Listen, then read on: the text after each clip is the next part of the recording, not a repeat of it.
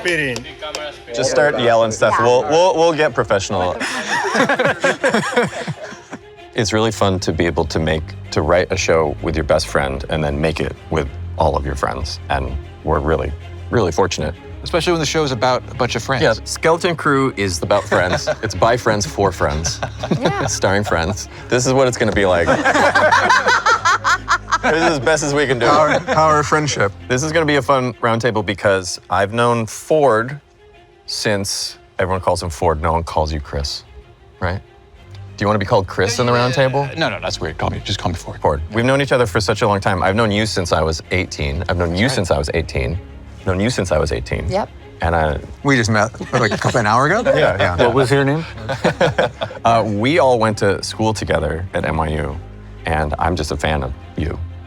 Right back at you guys. On the third Spider-Man, I was shooting with Jon Favreau. We were just talking and I gave him the very, very quick pitch and he was like, would you want me to like produce it? Like, is that cool? It would be like me and Dave Filoni.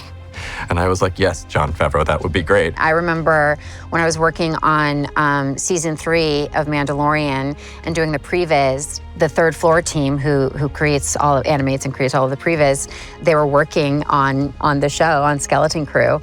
And I was like, oh my gosh, how is it? And they were like, it's so good. I was just like, oh God, it sounds so good. And so there was already like buzz on campus about it, you know? It was a really easy yes. And you told me the elevator pitch of the show and then mentioned that Jude Law was going to be starring in it. And I feel like I had just left set like 5 minutes earlier, making a movie with Jude and a bunch of kids.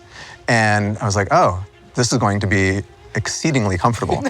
Yeah, and that was almost weird because I don't think we knew that when we first thought of you, and then we thought like, oh, is he gonna want to just repeat what he had done? You're gonna want to work with Jude Law again? And it was like, duh. And kids. And pirates. Yeah, the answer was yes. Yeah, There's a very specific Venn diagram that's like Jude Law, pirates, kids, and then David Lowery is in the center of that. That's the guy you get. Yeah. I'm just their roommate from college, so it's sort of, it was more like... No, you're very qualified, Jake, very qualified. Yeah, Jake. Maybe not that qualified, like it was more like... Jake, that's legit not true. Everyone keeps saying like I'm qualified a lot in a way that makes me feel like maybe I wasn't so qualified, but that's all right. It's fine. I just had to clean up after you guys at the end. You have a particular set of skills. Yes, exactly. How did you get the Daniels to do this? I know the Daniels through their DP, Larkin Seipel, who Jake has worked with. He shot all of Beef.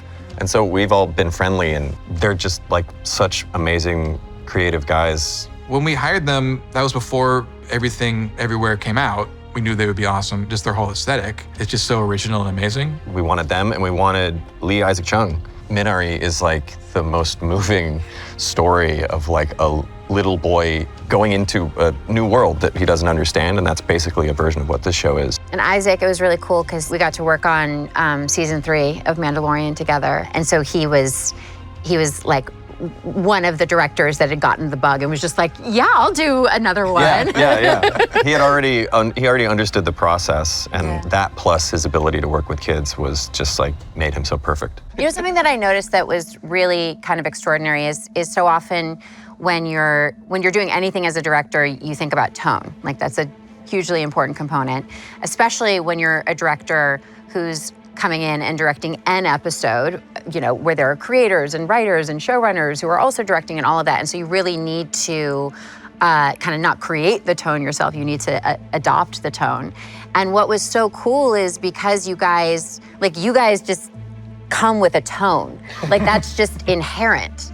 And it, I think, allowed for there to be so much cohesiveness in the storytelling because you all have such a shorthand. And I mean, I feel kind of included in this as well. Like I know what you guys do. I know the vibe. And it was just awesome to get to kind of step into that. That's what's great about having Jon Favreau and Dave Filoni as your producers is because they're like the ultimate safety net. They give you sort of the freedom to follow whatever creative path you want to go down, and they'll let you know. It's like bumper bowling. They'll let you know if you're going too far one direction or the other. Yeah. People are always asking, what are the tonal inspirations for the show? And it's not like you and I have ever like consciously sat down and said, well... Right, made a list. Yeah, a list of like, it's gonna be a little bit of this Amblin Wonder magic with a hint of this. That's just like in our DNA. So we just talk about the story and then write it, and then I think find ourselves surprised at what we're referencing when we're writing. Right. It just comes out like. Okay, but you have always loved pirates. I have always There loved was a sound pirates. project from freshman year where you guys are just doing all of the pirate voices. Yeah. It's like a pirate radio drama. I love pirates. So this is not coming I've from always loved nowhere. pirates. This is It's fun to have a genre as an entry point Yeah. to help you sort of explore a different section of the Star Wars world. And we went back and watched like old pirate serials from like the 20s and 30s, and that was a really fun entry point. But just the stuff that you connect with as a kid. As a kid, you want to go on an adventure. As a kid, I grew up in Colorado in the middle of nowhere, and we just go for walks out in these like fields with nothing around, and you're just hoping that you go on a kind of Amblin adventure. That's just what we grew up with, and that's the kind of adventure that we were always looking for as kids. Yeah. The Amblin reference is so a part of us because we were raised in that world. There's that sense of wanting to go on an adventure as a kid, but I think anyone can remember that moment, like when you're a kid and you sort of expect that like maybe all adults will be safe and helpful, and then you realize that like adults are complicated and the world is not. And that's even in Goonies, it's this like realization that adults don't always have your best interest at heart or want to do things. I just thought there was something really, really resonant about that. And there's a really interesting tonal balance. Like the thing that made those Amblin movies have that spirit was something that Kathy Kennedy would talk about. She would say they were grown-up films that just happened to star kids. So you'd make 4 10-year-old kids your main characters, but it's not a kid's show. It's not a kid's film. You're still making the stakes really real. You're still making it dangerous. You're combining that, childlike sense of wonder with a real dangerous world and a Star Wars show that can sit next to all the other things in the Star Wars environment. Having Jude on set is like, Jude Law is so amazing.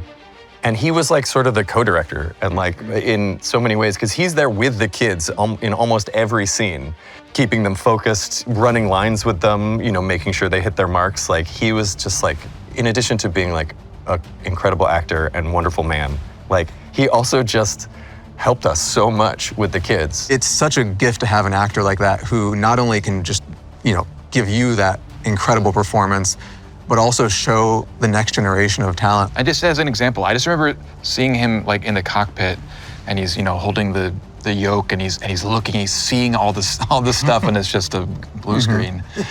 And it's like he seemed more lost in his imagination than the kids. And they would look at that and be like, okay, I see. You really have to like really imagine really hard. Yeah, he's like in a way, him in real life and his character are kind of like a grown-up version of all of the kids on the crew. And he brought he brought like the grown-up side of that sense of wonder and imagination. We'll make a partnership, but we have to move fast. Another incredible thing about making the show is that when your main characters are 4 10-year-old kids, every day on set is like the greatest day in the world because they're so amazed at every single thing that's going on. It's the best morale booster. Yeah, like everyone has a great time because the kids are having a great time. They're seeing animatronics and puppets and just all kinds of crazy special effects. They're having so much fun. And our 4 kids were just such a fantastic little group. Like I love them so much. Yeah. It reminds you of why you got into this business in the first place. So that like you're getting to pretend, you're getting to play, you're getting to invent and have so much fun doing it. And so often filmmaking can become a job, but it's not. And when you're working with children, it reminds you that this is all make-believe and it's so much fun. Robbie was doing all the jobs. He would always do the clapperboard. Marker. Anytime anyone would let him, he wanted to do that. He wanted to call action and cut. He wanted to learn what all the jobs were. He also started the trend of mustaches on set. Yeah, mustaches. They all came dressed up as various crew members on Halloween. Robbie came and dressed as Robbie was dressed as Jon me. Watts. He showed up with a Starbucks and his earphones. Based on what the concept of the story was going to be, we knew they had to start in a more safe planet. It was an opportunity to, design a new thing. Like the kids' bikes was a really good place to start because I think when you're designing a speeder bike, it looks really cool. Yeah. Like, how do you make Wim's bike be kind of corny? Like, come back. We need to bring in more Huffy. And there's like little tassels on it. We put tassels on it, and there's tassels in space. Are there tassels in space? These are the kinds of questions. And that was the crazy thing. You'd always call Dave Filoni and be like, are there tassels? Yeah, can we do that? And the scariest thing he would say is, Well, there are now. Yeah.